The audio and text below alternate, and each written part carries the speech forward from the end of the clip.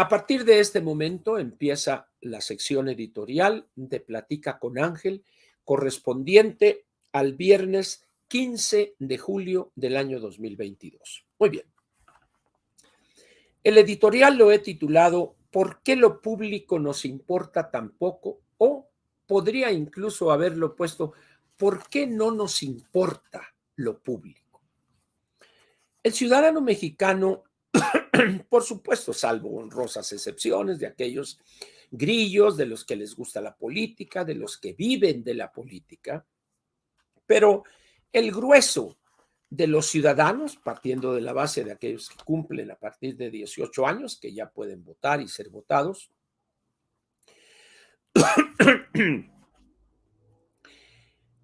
hay una actitud renuente a participar en lo público, en la política, en militar en un partido, incluso en votar en los procesos electorales. ¿A qué se debe esto? Esto es un tema no menor porque en la medida en que las sociedades o los ciudadanos en determinada sociedad se desentiendan de lo público, se está generando un ambiente propicio para que surjan camarillas que controlan los partidos, que surja la corrupción y la connivencia entre grupos de interés, grupos de poder fáctico y la burocracia en los gobiernos estatal, federal y municipal. No hay mejor antídoto contra la opacidad y la no rendición de cuentas que la participación masiva de los ciudadanos. ¿Por qué? Porque al participar masivamente los ciudadanos y que se refleje en el número de votos emitidos, eso hace que los partidos se cuiden y busquen nominar o designar a mejores candidatos, candidatos con cola más corta, vamos a decir.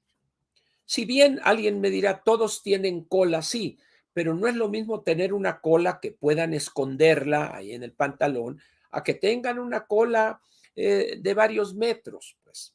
Entonces, eso es el primer elemento que hay que considerar. La participación de lo público y en lo público ayuda a mejorar la vida democrática de toda sociedad, de todo país. Sin embargo, en México la abstención en los procesos electorales siempre ha sido muy alta. Hay algunos picos ahí en el año 94, cuando fue elegido el presidente Cedillo, y casos así, pero en términos generales siempre andamos rondando el 50% de abstención.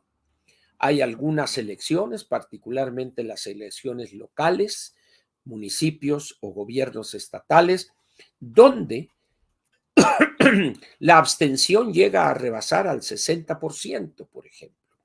Y eso da por resultado que en esos estados haya cacicazgos o grupos de caciques que se apropian de las rentas, consiguen contratos, etcétera, etcétera.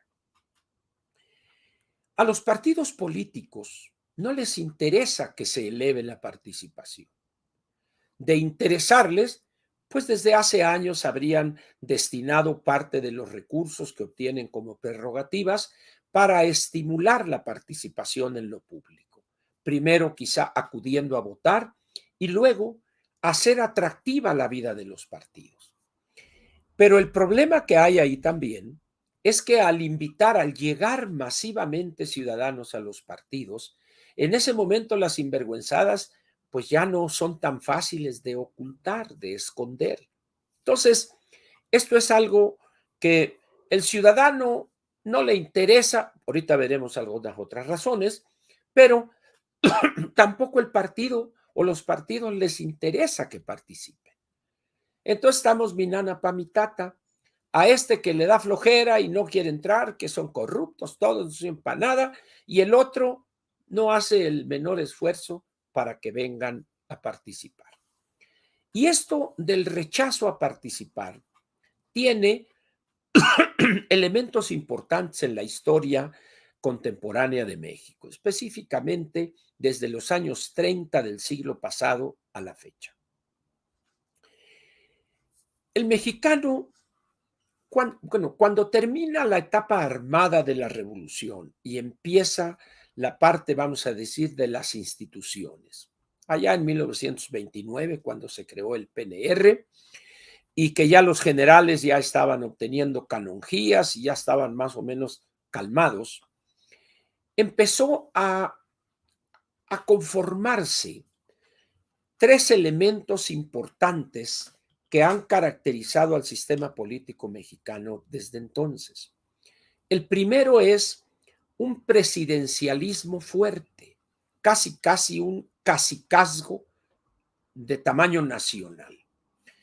Era fácil para nosotros hacer eso porque provenimos de una mezcla de dos culturas que son muy propensas a lo caciquil, la española y la árabe.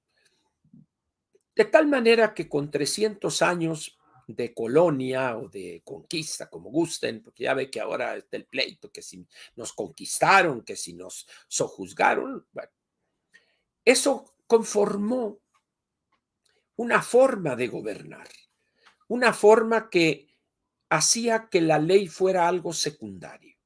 Todo el siglo XIX, cuando entramos a la vida independiente en 1821, es una vida de azonadas, cuartelazos, quita este, los pones acá, y luego otros que fueron a Europa a traer a Maximiliano, y Porfirio Díaz 30 años, y luego Juárez como 13 o 14 estuvo ahí también, y otros por acá, etcétera. De tal manera que se fue generando una cierta cultura de ver al gobernante, no obstante que se elegía, que había un proceso electoral, no obstante eso, además era muy imperfecto en aquellos años, y sujeto a una bola de sinvergüenzadas, actos violentos, robo de urnas, balaceras, etcétera. Entonces los mexicanos aprendieron a vivir con eso o a convivir con esa situación. De tal manera que en los años 30, a partir del 34, cuando llega Cárdenas al poder, se construye algo que tiene tres pilares. El presidencialismo mexicano, es decir, el presidente de la República debía ser un hombre fuerte, un hombre con mucho poder para conducir los destinos de este país. Es el primero. Segundo elemento, segundo pilar, la cooptación.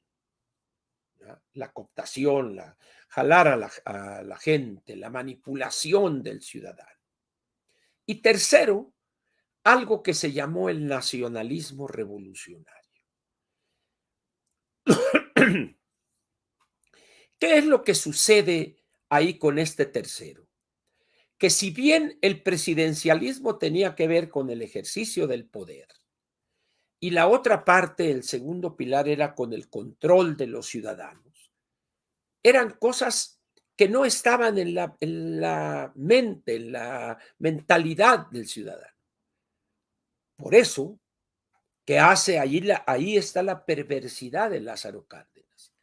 Al impulsar la conformación de esa construcción sociológica que es el nacionalismo revolucionario, es algo que va a controlar la mentalidad del ciudadano. Y se genera todo un movimiento que incluye cine, literatura, pintura, libros, educación, etcétera. Y de tal manera fue exitoso eso, que todavía hasta la fecha pervive ese nacionalismo revolucionario. Y a medida que pasa el tiempo de Cárdenas a Ávila Camacho, luego de Ávila Camacho, Miguel Alemán, Ruiz Cortines, López Mateos, Díaz Ordaz, Echeverría, López Portillo, Miguel de la Madrid, Salinas, Cedillo, Fox, Calderón, Peña y el actual, se fue perfeccionando ese instrumento de control ideológico del ciudadano. De tal manera que cuando truena el modelo en 1987, pudimos darle un golpe al presidencialismo. Ahorita, por ejemplo, vemos que el presidente, pues nos pitorreamos de él, lo criticamos, etcétera, etcétera. En el caso de la cooptación, bueno, el sistema de partidos ha mejorado con todas sus deficiencias, etcétera. Es decir, tanto la apertura económica como la incorporación a la globalidad que dio lugar a una modernización estructural de la economía mexicana, le hizo daño, vamos a ponerlo de esa manera, beneficio para la democracia, pero le hizo daño a ese uso caciquil del poder presidencial. Y luego la cooptación, bueno, al haber un juego de partidos más o menos abierto, pues el todopoderoso PRI ha tenido que ceder espacios también. Pero ojo, lo que no ha cambiado, lo que sigue intacto es esa parte de la cooptación, de la mentalidad de las que creó el nacionalismo revolucionario. ¿Y por qué? Aquí está lo importante porque tiene que ver con el rechazo, la renuencia a lo público. ¿Por qué es importante el que se haya mantenido tanto tiempo? Primero, porque no estaba en el interés de los gobiernos sucesivos que eso desapareciera. No, al contrario, lo que querían era que se fortaleciera ese control. Segundo, no querían desbaratar esas estrategias de cooptación y manipulación político-ideológica. Entonces, nunca se metieron con esa, vamos, instrumento ideológico del nacionalismo revolucionario. ¿Se acuerda usted cómo México no hay dos, México no necesita de estos y nosotros nos valemos por sí mismos y nuestra soberanía, etcétera, etcétera? Que ha generado un ciudadano que más parece siervo con S. Algunos son siervos con C porque les ponen el cuerno, pero son siervos con S, de la servidumbre. Entonces, poco a poco se fue generando una idea que han hecho suya los políticos, candidatos, funcionarios, gobernantes. Tú no te preocupes, hombre, tú vota por nosotros y te va a ir a todo dar. Y el ciudadano aceptó eso de buena gana. Y cuando de mala gana lo aceptaba, pues ahí estaba el instrumento violento del Estado para convencerlo. Entonces, eso se ha convertido casi en una ley no escrita. Entonces, ese ciudadano dice, ¿yo para qué voto, hombre? Todos son iguales. O a mí ya me van a dar esto y me llega este apoyo, o hay que votar por este porque es el que nos da. Es esa perversidad donde Cárdenas es el gran perverso que le da forma a eso. Es lo que tiene a este ciudadano de hoy. Lo tiene sumido en la peor de la oscuridad democrática. Entonces, no les importa participar. Dice, pues qué, hombre, todos son iguales, todos hacen lo mismo, todos son ratas, todos, ¿para qué? Y eso permite el control de los partidos por grupúsculos, la connivencia entre disque empresarios, que son una bola de negociantes que en complicidad con alta burocracia para obtener contratos, etcétera, etcétera. Entonces, ¿qué sucede hoy? Nos importa muy poco la cosa pública porque así fuimos educados. Esa cuestión cultural la tenemos profundamente arraigada. Profundamente arraigada. Entonces, ¿qué pasa cuando esperaban algunos ilusos, cuando llegó Fox, que él se dedicaría a atacar frontalmente ese instrumento? Y no lo hizo.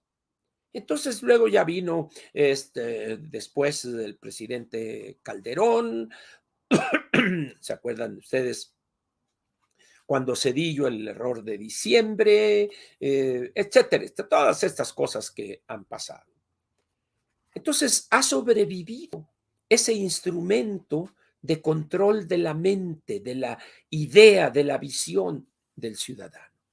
Y uno de sus efectos más perversos y dañinos para la democracia es la renuencia a participar en lo público. Renuentes estamos. Y eso lo aprovechan los partidos también para complicar el proceso de formación de nuevos partidos. Antes de una reforma, creo que la del 14, un poco antes, cada 3 años se iniciaba, comenzaba el proceso para formar partidos políticos. Ahora es cada 6. Por ejemplo, dicen algunos, oye, ¿por qué no forman un partido para participar el 24? Señores, están mal, lean la ley. Es a partir del año 2025, cuando otra vez se abrirá, de acuerdo con la Constitución, el proceso para crear nuevos partidos. Y son una serie de trámites que implican una cantidad de cientos de millones de pesos a invertir, etcétera, etcétera. Entonces, los cambios culturales y esta cuestión del nacionalismo revolucionario para todo fin práctico es un cambio cultural, son muy difíciles de erradicar, muy, muy difíciles.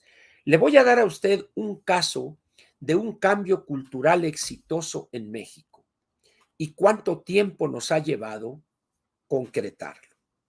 En 1971, el país enfrentaba una situación demográfica ya peligrosa. Crecimientos arriba del 3.4, 3.5% por año en los últimos 20, 25 años, obligaban a generar instrumentos de política pública para controlar o para reducir la natalidad, o dicho de otra manera, el número de hijos que tenía una mujer. Y empezamos, ¿se acuerda usted aquello de la familia pequeña vive mejor?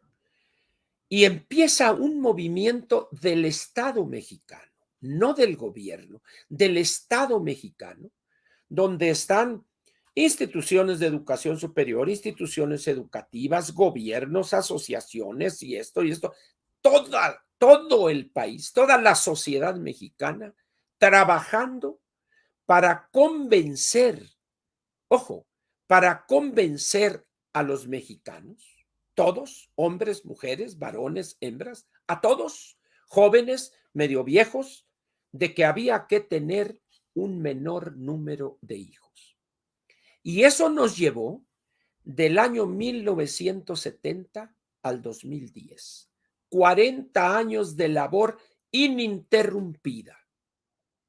Hoy, usted pregúntele a cualquier dama, encuentre de 20, 25 años y pregúntele usted cuántos hijos piensas tener. Y la respuesta podría sorprenderle. Primero, pregúnteme si me voy a casar. Y luego pregúnteme si casándome o teniendo una pareja estable, quiero tener hijos. Y luego ya al final, la tercera pregunta sería, ¿cuántos hijos estaría dispuesta a tener? Entonces, se va a encontrar con que le van a decir a veces uno, a veces ninguno, a veces dos máximo. Es decir, ya la mujer mexicana, junto con su pareja, ya han adquirido esa nueva visión cultural sin violencia, sin apresurarse, de manera sistemática, permanente, con promoción de métodos anticonceptivos, etcétera, etcétera. Ese es un cambio cultural, donde la idea aquella de 6, 7, 8, 10 hijos da paso a una nueva visión de la familia, una nueva visión de la maternidad, para pasar de 7 hijos en 1970 a menos de 2 hijos hoy en día.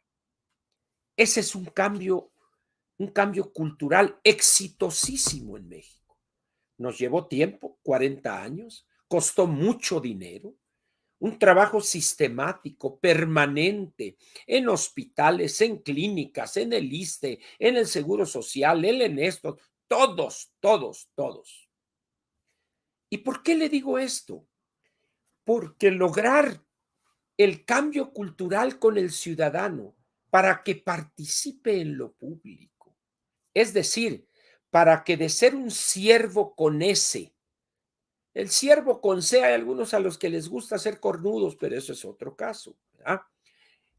El que pasen de ser siervos con S a ciudadanos verdaderos, auténticos, activos, participantes de la cosa pública. Eso nos puede llevar mucho tiempo. Y los partidos, que serían los instrumentos por excelencia, las organizaciones abocadas a llevar a cabo ese proceso, no les interesa. ¿Y a qué viene todo esto? Hay personas que dicen ahorita, que afirman, no, es que el movimiento ciudadano y que el Frente Ciudadano por allá y el otro Poder Ciudadano y México Ciudadano. Y yo les digo, oye, ¿y dónde están los ciudadanos? Porque en un caso son 150 o 200, en el otro son 20, en el otro son 50. Y les digo, ¿dónde están los ciudadanos?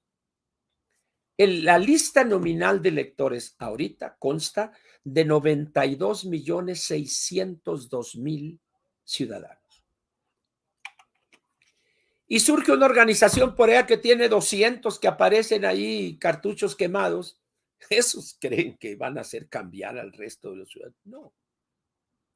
Entonces, en este cambio cultural para hacer del siervo cívico un verdadero ciudadano, puede llevarnos 1 o 2 generaciones, siempre y cuando el Estado mexicano, los partidos políticos, los congresos de los estados, el Congreso de la Unión, todos trabajemos en pos de ese profundo cambio cultural. De tal manera que desechemos esa ilusión y eso de que cuando dice Dante, movimiento ciudadano, no, hombre, ya él no se puede ni mover de la edad. Movimiento ciudadano, y que fuerza ciudadana, y que frente, no, eso no existe, no se da de manera mágica. Entonces, por eso es importante que entendamos la necesidad de cambiar esa mentalidad, esa cultura de la renuencia que le inculcaron a millones y millones de ciudadanos mexicanos durante decenios, prácticamente ya 80 años, si no es que un poco más. Eso no va a cambiar de la noche a la mañana. Eso no quiere decir que no se puedan ganar elecciones. Eso es otra cosa que probablemente lo veamos en la siguiente plática con Ángel en la parte editorial. Pero por lo pronto, eso no es de magia. No hay magia en esto. Ahora, algunas personas afirman que no participan en lo público por la corrupción. Es que todos son corruptos, todos son esto, todos son lo otro, los partidos. Entonces resulta una cosa muy curiosa. Si nosotros sumamos las estructuras partidarias, es decir, el número de los dirigentes, sus secretarios, sus delegados, etcétera, vamos a suponer que entre todos sumen 1 millón. Me estoy yendo muy lejos. 1 millón. Pero resulta que los ciudadanos son 92 millones. La razón no es la corrupción, porque resulta que la corrupción la practican esos que dicen que aquellos son corruptos, arrogándose una pureza que dice, oye, ¿de dónde? Pues si tú eres un sinvergüenza, ¿de dónde te hiciste de esta casa, de estos carros? No, bueno, es que mi compadre fue subsecretario y ahí me ayudó y todo. No, hombre, fue corrupción. Pero para él, los corruptos son aquellos, los de los partidos políticos. Es simplemente un subterfugio, es simplemente una excusa para justificar el que no me interesa participar en lo público. ¿Qué le quiero decir con esto?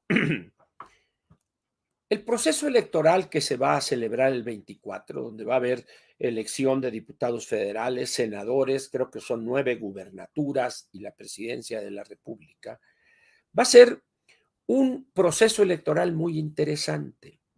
Vamos a ver si después de la elección de Coahuila y el Estado de México el año próximo, allá por julio, los partidos lanzan una ofensiva para intentar convencer a los ciudadanos.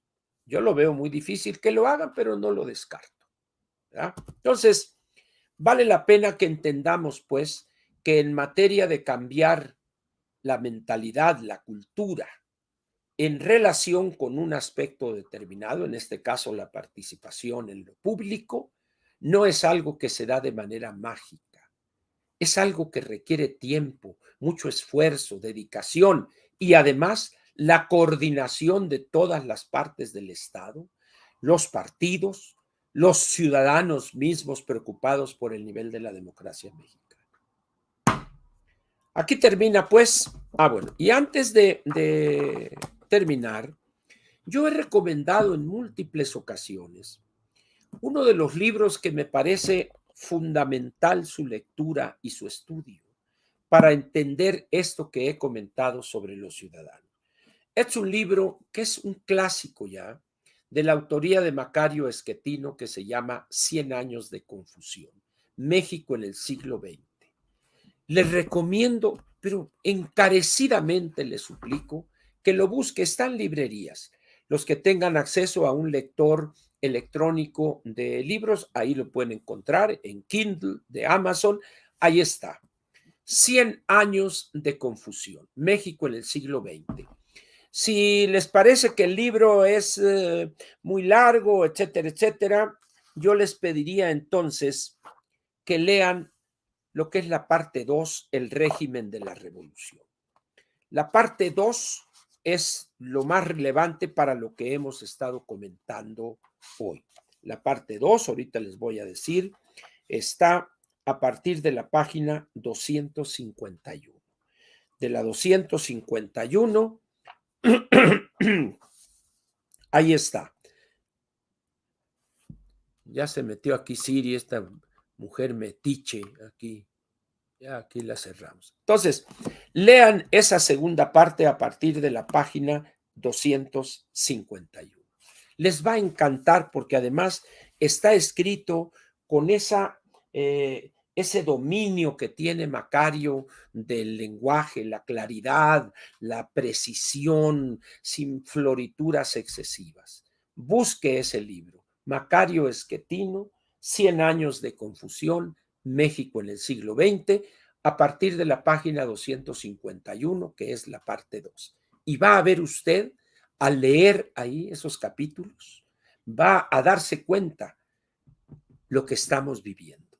Y ahí va a encontrar usted la causa de que seamos apáticos, renuentes y no participemos en la cosa pública, porque es algo que no viene de ahorita, no es de la corrupción. Eso es una cosa que viene desde hace 80 y tantos años de manipular la mentalidad de los mexicanos, con una perversidad que solo un perverso como Lázaro Cárdenas pudo imaginar y crear. Por eso, si usted es adorador del Tata Lázaro, le pido que reconsidere, porque esto que estamos viviendo en materia de manipulación ideológico-política es creación de Lázaro Cárdenas. Muy bien, muchísimas gracias. Todavía no estoy bien. Vamos a ver qué me dice la foniatra. Una regañada me va a poner, pero bueno, vale la pena. Nos vemos pues, muchas gracias. Ya había avisado en la mañanera de hoy por la mañana que no iba a haber sábado ni domingo, precisamente por lo mismo.